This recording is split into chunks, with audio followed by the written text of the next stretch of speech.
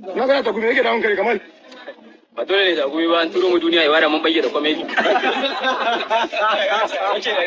Hankali Kamal.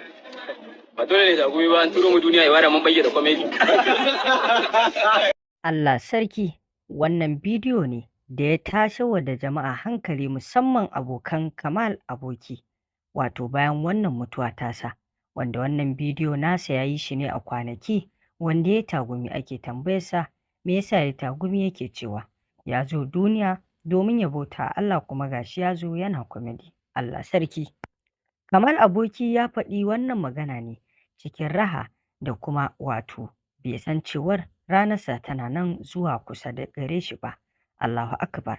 Dama haka mutuwa take, kulle nafsin za'iqatul mauti, dukkan wani ɗan adam da muka sani to fa dama a kwana a tashi sai ya rasu.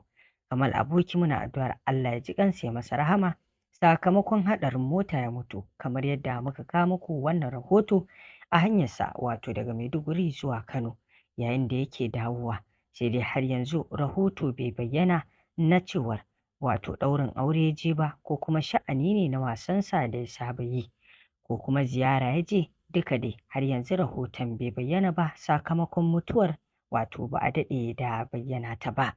Amma zuwa gobe gabaki ɗaya dai za ku ji mu ɗauke da rahoton yadda mutuwar tasa ta kasance, kuma kazalika za mu kawo muku bidiyo na jana'izarsa da yadda Allah a yanda abubuwan suka kasance.